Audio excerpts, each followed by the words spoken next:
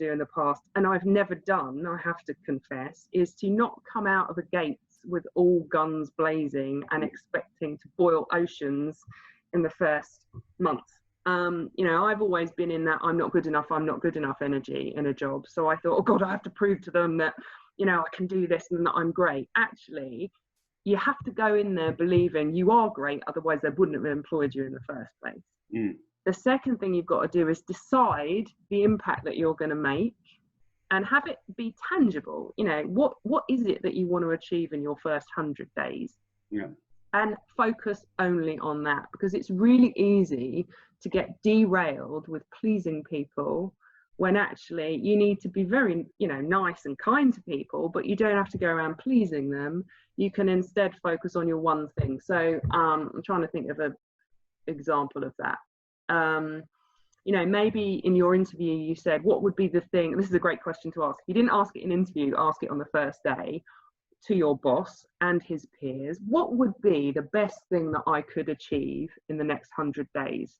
Out of those things, pick the thing that you are most excited about, not the thing that you think is going to massage your ego, not the thing that you think is going to get you applause and approval, but the thing you're most excited about, and focus on that. The temptation is to try and do everything and please everyone. Just pick one and deliver it. I think that too often we try and do too many things. We get to the end of 100 days, we go, oh my God, I haven't done any of those things. Yeah, you tried to swallow the elephant and it hasn't quite worked. Absolutely. And I never learned that lesson myself, but it's what I coach people to do all the time now. And you know, it's brave to just go, you know what, I know who I am. I know my limitations potentially, but I definitely know what I'm excited by. And when you're in excitement energy, you're so positive and uplifting that even if you didn't deliver anything, operating in that way for that period of time is going to make the best impression. So credibility doesn't have to come down to a past track record. It can come down to a focus, an intention, and a continual contribution to that on a daily basis. I guess you've got to also believe that that past track record is also your strength in terms of identifying those key things to take on. What were you passionate about the last time you did it? What weren't you so passionate about the last time you did it? All that kind of good stuff. Right? Yeah, I mean, I'm in that school of thought where I don't think you should work on weaknesses. And this always gets arguments from an audience whenever I make this statement. But, you know, if you're working on your weaknesses, you are not working on the stuff or showing to people all the stuff you're great at. You're working on your weaknesses, at best you're going to be mediocre, but you're also going to be miserable. So isn't it better to just focus on the stuff that you're great at, to be your best self while you're doing that, and obviously get better results than you would have before? There's plenty of other people that are good at the stuff you're not good at. Let them do that bit. Absolutely. Right, should we jump on to another one? Yeah, go for it. Good stuff. Okay, so hi Susie, I'd love some advice on how to deal with a new peer who interrupts me all the time, speaks over me, and even answers questions aimed at me and not them. So a bit of the introvert extrovert knocking heads potentially here.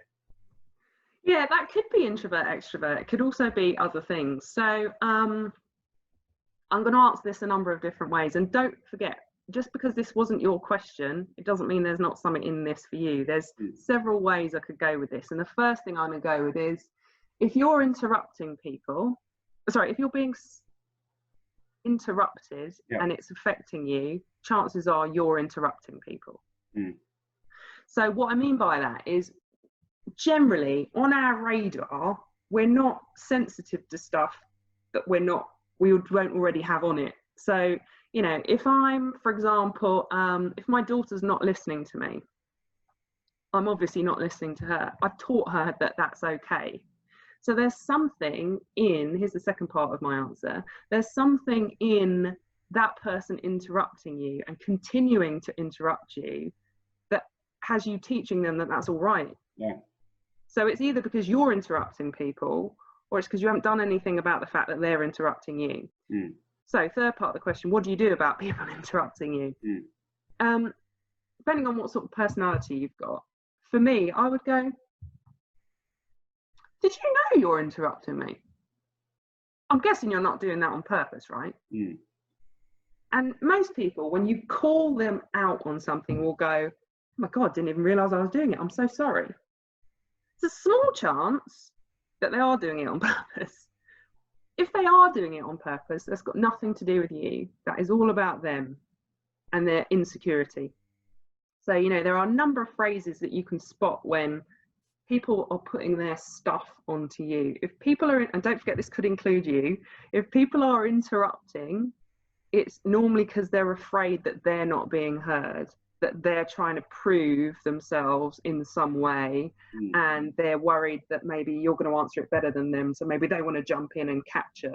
Now, it's not going to do them any justice. It's not going to market them as a brilliant employee. You not saying anything at that point is also not going to help you, because you're teaching people that you don't have a voice. So, you know, it's not ideal to say things like, if you could just let me finish, because that's just a sort of antsy energy. But you definitely have to interrupt the pattern. And I suggest that you do it one-to-one with the person and say, I just wanted to ask you something. I've noticed that you seem to interrupt me sometimes. Did you know that you were doing that? You know, this all depends on what sort of relationship you got with them, right? I remember having an issue with someone who was just against everything I said in a meeting. I took them to one side and I said, listen, I'm starting to get aware that when I say something in a meeting, you seem to disagree with it, even if it's something that is in your favour. Is there something going on? You know, do we need to have a conversation? Because I don't want our reputations to be tarnished by the way that looks to other people in meetings. So you've got to sort of get people bought into that there might be a cost to them without pointing your finger at them and going, you're interrupting me all the time.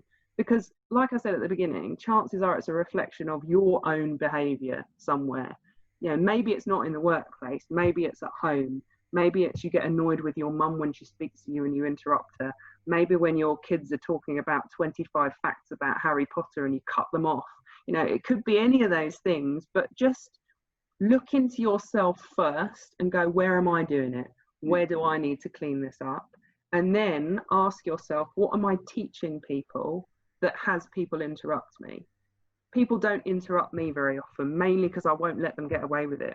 People used to interrupt me all the time because I was insecure and I thought I had nothing to say. So, you know, generally that'll be a reflection of how you're feeling about yourself. But the answer is not to create a conflict. The answer is to call it into question without pointing a finger at anyone. Is that clear?